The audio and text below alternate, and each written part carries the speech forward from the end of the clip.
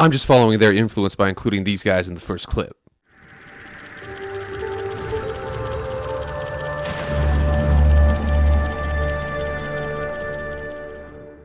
What is up, everybody? It is Jake back with the MF Film Room. Thank you so much for being here. If you guys want to be updated on all things EA College Football, hit that red subscribe button. Do it. Also hit the like button as well, and follow me on Twitter/X. That fame is growing. If you like college football content, go to my other channel in the description, Master Football with Jake Posey. But enough about all that EA College Football content. Let's go. Oh my gosh, guys, we have so much to get through because today was the day. Now, I'm going to be filming this today in advance. So again, you saw this yesterday, but this was one of the best days because hearing about the game was amazing and being able to see, oh, they've got some renderings here and there. These people submitted these jerseys. Here's what, this field looks like. It's really interesting to see that. But up until you get live game action playing with the game engine, you don't really know what's going to come out.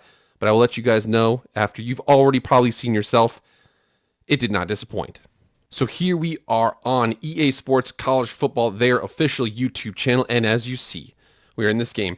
Game engine footage, not all images appear in the game, but you see this, the very first screenshot. My boys, the Boise State Broncos. Oh my God, you couldn't ask for it. There are some people that seriously actually think that Boise State needs to get rid of the blue turf. We would like to call them idiots. But again, this is the video. It's 2 minutes long. It's going to be linked in the description. It's amazing. I want to break it down because there's so many things to talk about here. As a matter of fact, there's 3 aspects we need to break down. We need to break down that trailer. There's also an article that was posted on ESPN.com 5 minutes after that video posted. Coincidence? I think not. In addition to, we need to talk about a blog post detailing out all of the new aspects of the game. Because again, the trailer didn't necessarily include so many things about the game, but the blog post and the article did. Let's get into those things right now. So the first thing here we need to check out is this breakdown. I actually have a link here that I broke down all of the clips in this game. There's 61 clips in this game. I'm breaking down who they're featuring, who is the opposing team, what's the situation, what they're doing, and everything like that. It is so cool. And again, you can see this. The first one was helicopters. I think this was a service academy. That's a complete guess. Please get in the comments right now and let me know about that one. But we see the fact that we've got a couple here featuring Alabama. We got them going up against Georgia. We've got, this team here, that team there, and so on. We've got all this type of stuff. The cool thing about this, I broke it down by all these different areas. We're actually going to get into a couple of these as an example. So Pitt had a thing where they dunked on the We Not Me basketball hoop. The Demon Deacon for Wake Forest was, riding a motorcycle. There's a couple of people taking the entrances. There's, a couple of plays we have to talk about. There's a kickoff. There's mascot chomping, mascot, riding a motorcycle, mascot raising arms. There's so many cool things here we need to break down. There's a shot of the blue, the very first clip. So proud of it. But we're actually getting the specifics of this entire video because of the 61 clips. There's a lot of cool things you can kind of pull from that. So of this video here, we have 61 clips. The schools that are featured in the most clips here is Alabama with 6. Obviously, they're doing very well. LSU had 4, Texas had 4, and Wisconsin surprisingly had 4. I am including in here, by the way, I want to make sure that we're clear about this. I'm including a shot of your mascot, a shot of your fans, and so on. So again, Alabama 6, LSU 4, Texas 4, Wisconsin 4. Clips by the conference. So ACC had 11, the Big 12 had 2. The Big 10 had 18, SEC had 22, the American had 1, the Mountain West had 2, Sun Belt had 1, and then Independence had 2. Both of those were by Notre Dame. The Pac-12, aka the Pac-2, the MAC and Conference USA were not included, unfortunately. There was only one clip in the entire thing that was non-conference play. That was Appalachian State versus Wyoming, where it was a kickoff. A lot of people say, oh, yeah, well, didn't you see East Carolina win against Army? Those are now conference foes for 2024. Again, make sure the thing about this you see is it was predominantly celebration clips. Again, they wanted to make sure they highlight the pageantry of this to go through and see the fact that, again, it's the element of the game. The big difference between the pro game and the college game is that pageantry. They did a really, really good job concentrating on that. In addition to that, there was a couple interesting items to pull from these clips. There was the flex bone toss. Again, make sure here, all you Madden players, you haven't seen this for 11 years. Flex bone is going to be a thing you have to deal with. It is very, very difficult to stop if somebody knows how to run it right. There was a double reverse by Syracuse, which is actually really cool. So it was a handoff to the running back handed off to a receiver, going back the other way. Toe drag swag from LSU. We're going to come to talk about that a little bit later here because I think it's really, really important here. And then approaching the line of scrimmage for Alabama. I know you guys might be thinking, what the heck does that mean? This is one of the most important clips of the entire video. The most important thing we're going to talk about right now. I'm telling you. Check this out. So in Madden right now, if you play Madden and you break the huddle, you don't actually get to see the offensive lineman break the huddle and go to the line of scrimmage. What they do is they just line up where they're supposed to be at. The quarterback takes a couple steps back. Oh yeah, check 1-3, check 5-4. Just a little bit of a delay, and then you snap the ball. For college, there's much more emphasis on the hurry-up game as opposed to the NFL. Not to say the NFL doesn't do that, but there's more emphasis with college. So the fact that they're breaking the huddle here from so far away and they're running up to the line of scrimmage means that you're going to have huddles. You're also going to have a situation where if you run the hurry up, as opposed to them hurry up really quickly fast to the line and just skipping that 10 seconds, so on Madden what they do, as opposed to if it takes 10 seconds for them to get to the ball, they just auto-sim for that forward 10 seconds, and they don't allow you to like pick plays or adjust audibles or this or that. You don't get to do anything like that. But with this right here, the fact that they're walking up to the line of scrimmage like this, my best guess is that it's going to be in the game to where you're going to actually have to break the huddle. You're going to actually have the ability to hurry up and call plays on the run, which is what most defensive coordinators and offensive coordinators do when teams run the hurry up. The fact that this is in here is a good sign that we don't have that crappy Madden hurry up where it just auto simulates you up to the line of scrimmage. The defense has 2 seconds to get a play call off. It's ridiculous. I'm hoping this is good news. As you can see here, I wasn't the only one that actually broke down the specific plays here. You see the Sickos community, and again, go follow them on Twitter. These guys are awesome. They come down here and they actually break down the time of seconds in the actual game. So you see here that Wyoming actually had a lot there. Wyoming, look at you guys. And then we had Georgia, Alabama, Clemson, LSU, App State, TAMU, Texas, Michigan, Wisconsin, Boise State, oh boys, Penn State, Boston College, Virginia, and Syracuse. It is so cool that they actually broke all this kind of down. You know, do I think that there's seconds per being on the game as opposed to importance in the game? I don't really know. I do know that there's one fan base that's furious at this thing. There was 3 clips on this entire thing about Ohio State. It was their mascot, Donovan Edwards stiff-arming one of your players, and Ohio State losing to Illinois for the Illibuck Trophy. The fact that they're holding up this rare, this means that Illinois, who won 52-42 in the game, whoever made this game was disrespectful to Michigan, and I think I have a reason why, but we're going to get in that future. But again, I want to make sure we're clear about this. EA College Football has a crap list, and I think Ohio State's on it. Again, I'm not the person who did this, but again, Ohio State is on the crap list. They had horrible treatment from this trailer. Okay, a mascot, you got your little tree nut, whatever the hell a Buckeye is, and then you're getting stiff armed by Donovan Edwards, and then you lost to Illinois, something you haven't done in a long time, and you'd be really embarrassed about. So I don't know. Ohio State, they're on the crap list from this video. The next thing here is this article from ESPN, and as you see here, right here, this posted 5 minutes after the video posted to their YouTube channel. Does that mean that there was a coordinated attack from all fronts? Does it mean they actually released this story out there, that somebody probably at EA talked to Michael Rothstein, they gave him the exclusive, and he posted it at the right time? I'm betting that's exactly what it is. So again, you go through, this is a huge article. I am going to sum it up because there's a lot of cool aspects to this article that we're going to sum. Again, we're not going to read the whole entire thing, but I wanted to make sure that we saw kind of the progression of the story that went through this article. The first part about this article is actually making the team. There's a couple of the quotes that are from this, which is incredible. So this game all started because of 1 half-hour meeting with EAA executives in December of 2019 that led to the game being created. And the men that had that meeting, that ran through that meeting with those executives that wanted to bring this game back, is our dear friend, Mr. Daryl Holt. Of all the people in the world that deserve a slow clap, it is Daryl Holt. We would not have the game had he not and done that meeting December 2019 to go to those executives, and he said a half an hour, I over-prepared, I answered all their questions, I knew exactly what it was, he went through NIL, transfer portal, all those sorts of things, he answered everything, and now we have our game, less than a couple months away.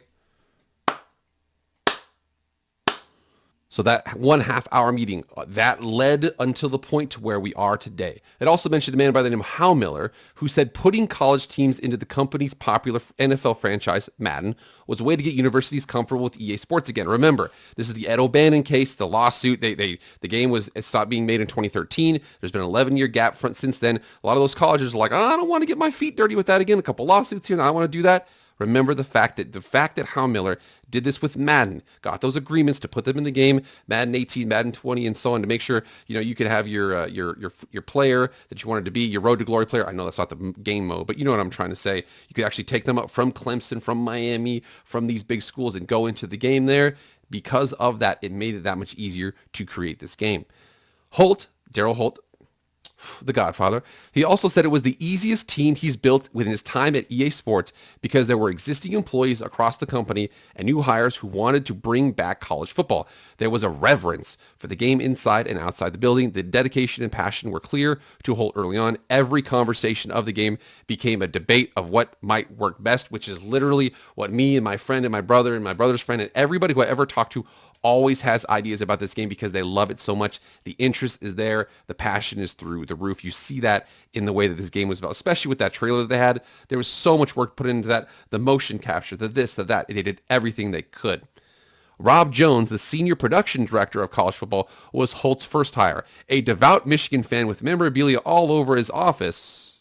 Like I said, the first hire was a Michigan fan, and the crap list is including Ohio State. I'm not saying I did it. I'm saying that EA College Football did this themselves. That's just what I'm saying. All right, this next section, creating the experience. There's a lot of cool things talking about actually creating the game and going through the development of it.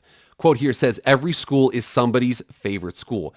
That became kind of a rallying cry for us as a dev team, is what Holt said. And you think about that because the cool thing about this is it's different from Madden, where everybody has their own franchise. It's got all these things where people know when you're taking over Eastern Michigan what it's going to be. People know when you take over Texas State, when you take over East Carolina, it's going to be a little bit more of a slog as opposed to if you're taking over North Carolina, Ohio State, Texas, Michigan, and so on. Texas and Texas State need to feel the same when you're playing as if you're a fan of that school. So basically, you see the same things on the sideline. You see the same pageantry. It wants to make sure that it's emulated from Texas and Texas State. Obviously, there's going to be more fans at Texas's games. But again, you want to make sure that the passion was there. But the majority of the almost 150 stadiums in the game had to be built from scratch. We are going to talk about that in the future because it's a very interesting point there about 150, the number of teams in college football. At one point, developers went to Holt and said they weren't sure if they could get every stadium done in the authentic manner. It was a lot of space and capability. Both Holt and the development team knew the answer. 50 wasn't going to cut it. They needed all 134. Again, they said 50 specifically. I don't necessarily think that 50 was easy. I'm just saying that that's probably just a random number. It wasn't like we got through the first 50, but those last 84 were just a terrible. I don't know the answer to that question, but I do know that they want to make sure they got all of them in there. They did. Quote, building a game from scratch, inventing technologies, reining in over ambition, and creating a foundational game for a return year-to-year franchise. You think about this right here. The rumor for the longest time was the game was going to release last July. Everybody was so excited. Oh yeah, it's going to be last July. July 2023. This is going to be so cool. They came out and they said, no, unfortunately, it was announced in February of 2021 that the game was going to be coming out, but then they thought it was going to be, that's going to be the next July. It was actually an additional July there. So February 2021 when it was announced officially up until July of 2024 when it comes out because of over-ambition. As a matter of fact, we've got a couple more additions to the crap list we need to address right now. Now, I'm not saying that each of these individual fan bases is responsible for this whole situation, but what I am saying is they're not responsible. Okay, let's get through this really quickly here. The additions to the crap list, okay? Although Ohio State foreseeably was added to the crap list by maybe the first hire of the team. I don't know, just guessing.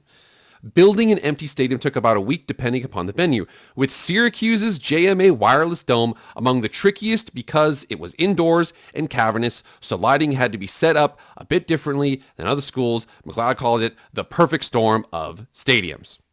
So I'm not the one who did this. You guys are the one who did this, okay? Because the game got delayed that one extra year, we thought we were going to get an over-ambition. Oh my gosh, this is so difficult. One of the factors that was Syracuse. Again, I'm not blaming the whole school. I'm blaming the whole school. It's all your fault.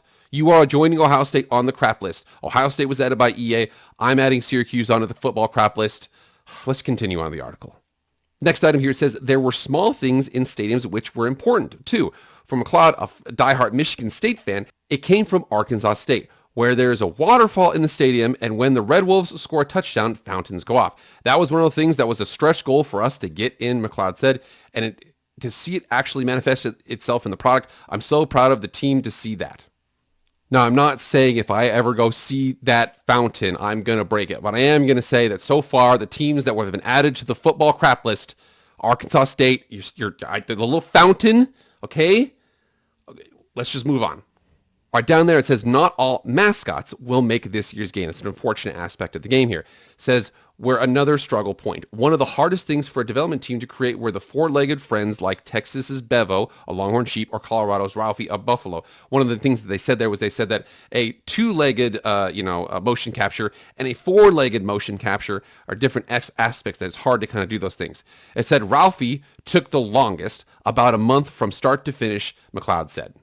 All right, Boise sells bison burgers, and I hope that somebody actually gets me Ralphie, because if I'm seriously Ohio State, Syracuse, Arkansas State, and Ralphie is the reason why this game was delayed.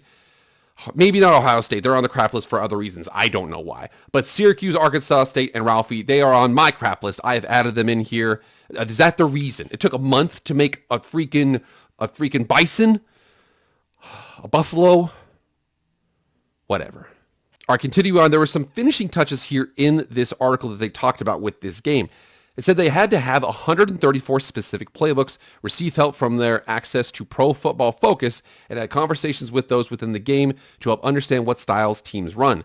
There were base plays and concepts they could use, but the key was playbook individuality. They wanted players to feel like they were playing as Tennessee or Michigan.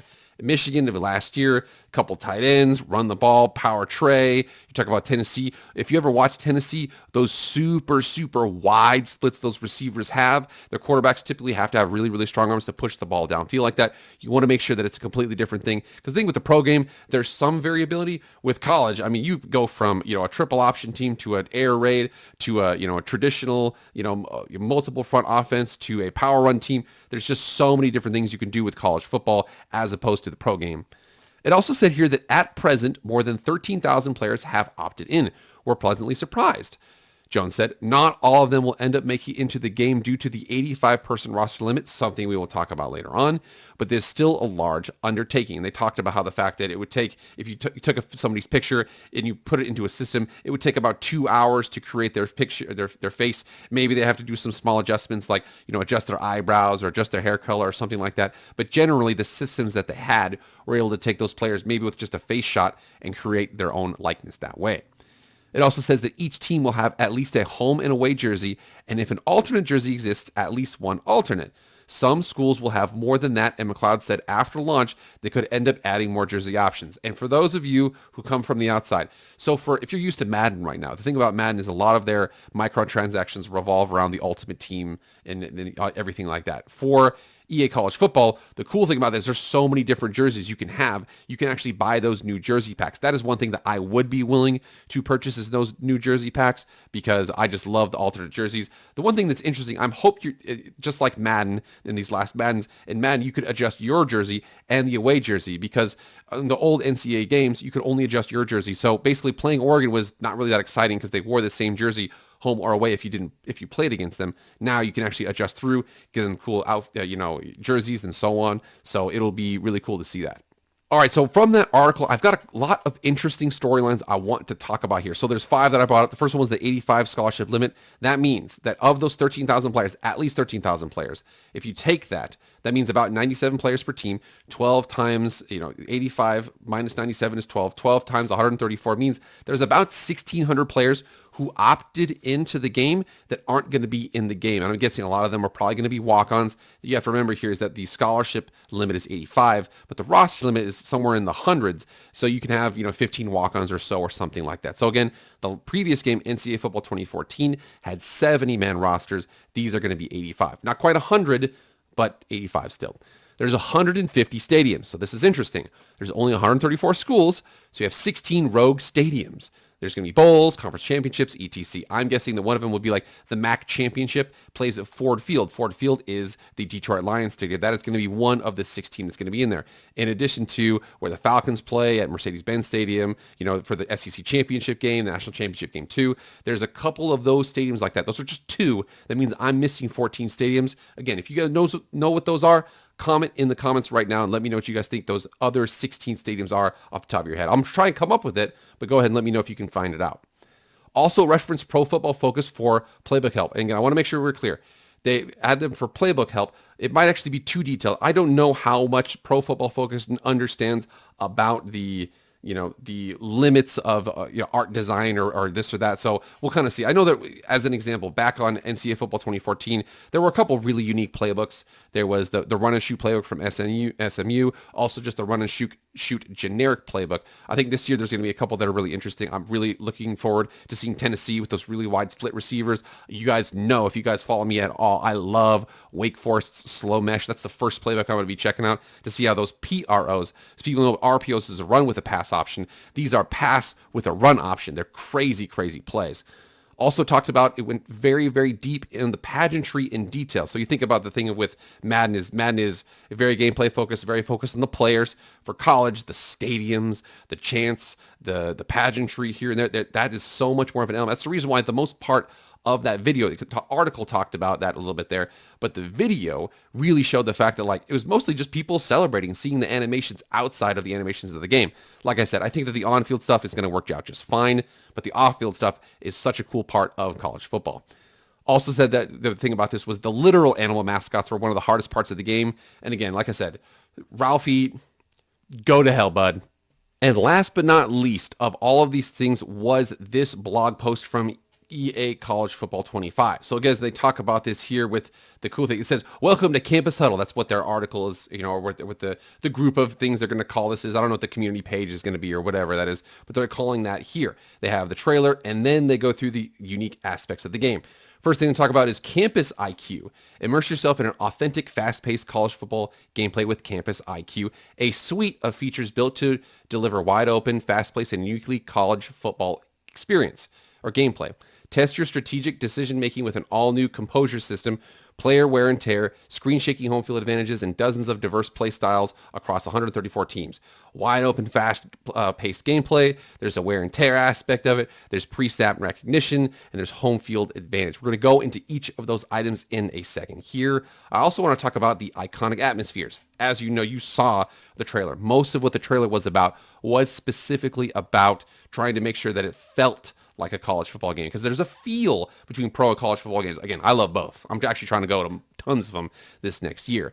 But you see the fact they want to concentrate on the pageantry and traditions, the commentary and the broadcast. We know that there's two broadcast teams out there. First one is Chris Fowler and Kirk Herbstreit. They call the marquee matchups, while Reese Davis, Jesse Palmer, and David Pollock take the mic for all your other games. What that basically means is if you're taking over for Eastern Michigan, you're probably going to get a lot of Reese, Jesse, and David. Once you get to the point where Eastern Michigan plays Michigan, then you're going to have Chris Fowler and Kirk Herbstreit. It also talked about the game modes, and as you know here, one big thing for all of you guys new coming over from Madden, who've been playing it for the last 11 years, in case you don't know, this is the big reason why people play EA College Football, is because the Dynasty is so much better than franchise. Listen, we love franchise. There's that franchise guy out there. They do their good work, but I want to make sure you can go through all this. We're going to talk about the specifics of Dynasty mode. Road to Glory, basically you can take your superstar mode and kind of go from there. You all know about the College Football Ultimate Team. It's going to come over here. It's got basically whatever happens for Madden probably operates the same way. Is there going to be superstar knockout? I don't know. But again, it's going to talk about those sorts of things here. And then Road to the College Football Playoff. This one is really, really unique in terms of what we're going to talk about. I don't really know what it is, but I've got a couple hypotheses that we need to talk about. And then last but not least, for those of you who don't know, and I will let you know that there is one of the greatest aspects of all video games I've ever played was the team builder system, the ability to create your own college football program with customization tools on the team builder website. This one is the one that I'm not going to cry, but I love it so much. Again, we're going to break all these down really quickly. Again, the link for this is going to be in the description, but I have a couple notes I want to talk about from a 10,000 foot view to kind of get into. All right, so from the blog post here, again, I threw the stadium elements in the next section here, but the first thing we have here is the personnel elements. So it says the player ratings that fluctuate throughout a game, team tiers, and new in-game passing mechanics. That's a couple things that were discussed there. So the first one, there's are they going to be momentum-based? So as an example, if you have a really good play, you guys' composure goes up. Is it going to go down? What's going to happen there with that? Team tiers, is that going to equal prestige? So on the NCAA Football 2014, you have different prestiges of team. Ohio State, they win the national championship. They're probably going to be a 6-star prestige team. Let's say University of Nevada, they go 4-8. They're probably going to be a 2-star prestige team. That affects your recruiting, your overall standing. Is that what it's going to be? It was mentioned in that Dynasty section. I'm kind of starting thinking that's what it's probably going to be related to. And again, the 1 foot inbounds toe drag. So they were talking about the new in-game passing mechanics. So you got to remember here, For college football, it's different. So the toe drags in pro football have to be 2 feet. In college, it only has to be 1 foot. That's the reason why that toe drag swag that LSU receiver had against Texas A&M in the video, in the trailer, that's a legal catch in college football. The next one here is about the wear and tear system. Again, is this going to be, it mentioned here, strategic substitutions and also wear and tear on a play-to-play basis. So from a strategic substitution perspective, does that mean like, can you be like, all right, so I need to sub out the defensive backs, all defensive backs. I need to sub out the linebacker, sub out the D-line, sub out the front 7, sub out the back 7. What am I trying to do there? Can you do a strategic substitution by unit? Can you create your own mass sub package? All right, send in the speed package, send in this package. Can you create your own formation substitutions?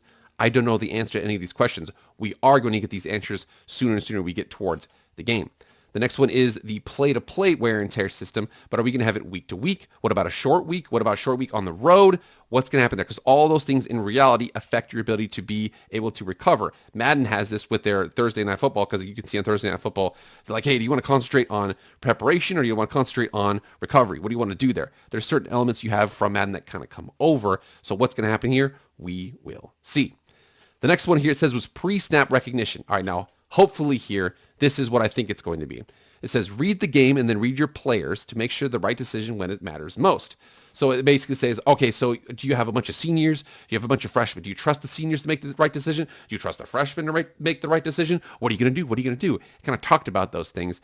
I want to make sure, is this like a guess, run, pass, slide protection, hot route audibles? So as an example, if you are a bunch of seniors and you guess run and it was a pass, do they have the ability to recover? Or if it's a bunch of freshmen who are young and they're inexperienced, do they just bite? Or if they have low awareness or high awareness, I didn't really know what's going to happen there. But if you have a slide protection and you have a freshman left tackle with 38 awareness and he slides to the left, even though he slides to the right when you audible the slide to the left, again, what's going to happen there? I don't know. Hopefully it happens something like that. And it's a perfect opportunity for this. Again, if this pre-snap recognition works, this is a perfect opportunity to address cheater plays. One big aspect of Madden and other games is sometimes for plays, there's so many different things you can do on a football field that there's some people who find out, oh, there's like 6 plays that the computer doesn't really know what to do on. Let's just run those. And some people will literally find those plays out and they will run those back to back to back to back to back to back to back to back to back to back to back. Well, with pre-snap recognition, again, everybody knows that if a defense knows what play you're running, it doesn't matter how good your players are, they will stop it. Okay. Well, actually, that's not necessarily true. I mean, if you have Barry Sanders or Calvin Johnson or something like that, actually might be true.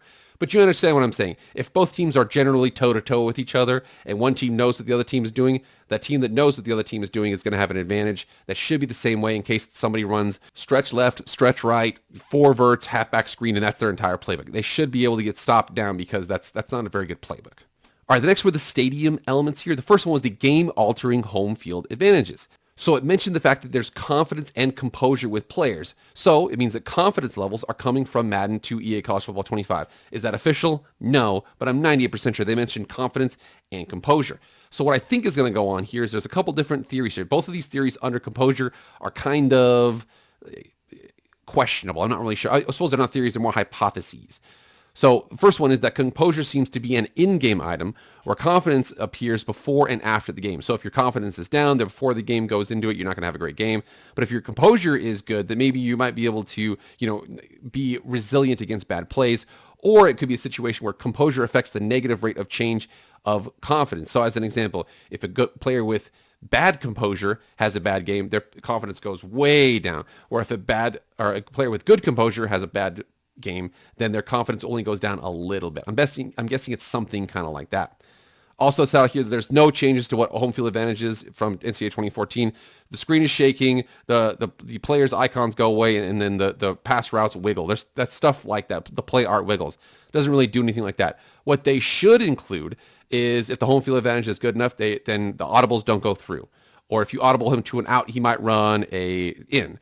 Or whatever it is. That should be something they should be in the game. Right now, those home field advantages, which is the screen shakes, which is the play art is wiggly, or the icon above their head goes away before the play. It's just, that's the same thing in NCAA Football 2014. Again, we'll see how it's implemented. And then also talking about here, the loudness meter. So the loudness meter was under the pageantry section, whereas the game-altering home field advantages actually will affect the gameplay. The loudness meter, I think it's one of those things where it's like, look over here, it's Oregon, and it's got 101 decibels, something like that on the sideline. I'm betting that probably what it is that it's mentioned in the pageantry and tradition section. It doesn't appear to affect the on-field play. It's just kind of cool, like, oh, look how loud it is, oh my gosh. But it has no effect on the play. I mean, if you have a senior redshirt quarterback and you're calling an audible, you probably shouldn't have a situation if it's 110 decibels outside. That is pretty loud. All right, we go on to the game mode section. And again, make sure we're talking about the number one guy here is Dynasty, which is, again, the ability to establish your coaching staff. So think about this. If you forget back to NCAA football 2014, I have it right over there. You can't edit your coaching staff aside from yourself. Your coordinators, only offensive and defensive coordinator, are at the mercy of the computer. Whatever happens, happens. Now you can establish your coaching staff. Well, which positions? I don't know, but offensive coordinator, defensive coordinator, obviously, special teams coordinator, positional coaches, recruiting coordinator, strength and conditioning coach. There's a lot more coaches that go into those coaching staffs than the pro level. Well, I mean, there's additional coaches. I would say that the recruiting coordinator or something, but that's probably the front office for the NFL. But you understand what I'm trying to say there. What's going to happen with that? We'll see in the next couple weeks.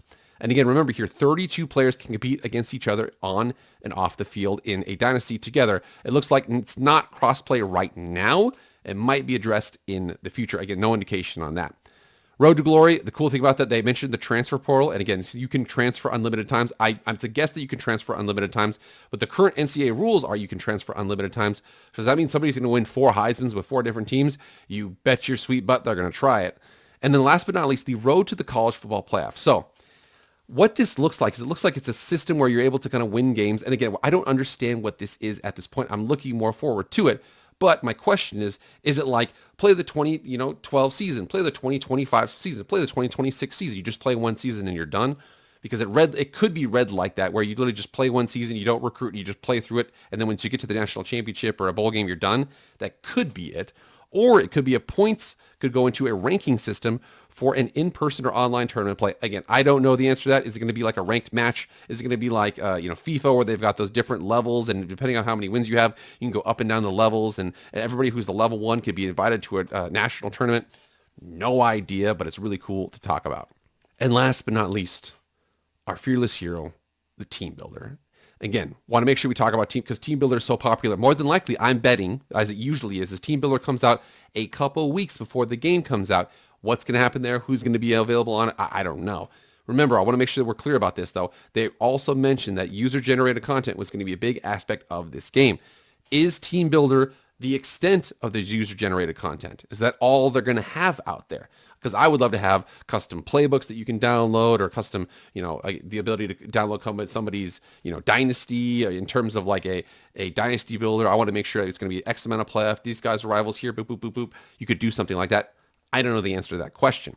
It also said here, design uniforms, helmets, and fields and upload your own logo. It says it did not say to design your own stadium. One aspect about the team builder aspect was that they didn't have very many generic stadiums for those created teams. You could use the other stadiums. I'm hoping that they have some sort of system like that. But in the article, there was a quote here. Now check this out. With the Gibbs system in place, and it's like geographic something. Anyways, it was just one of those systems that helps them find and create stadiums. The team created a stadium toolkit, capitalized, with McLeod saying it allowed designers and developers to almost go brick by brick, section by section, to recreate stadiums and make sure the color schemes were correct down to the individual railings, tunnels, and walls.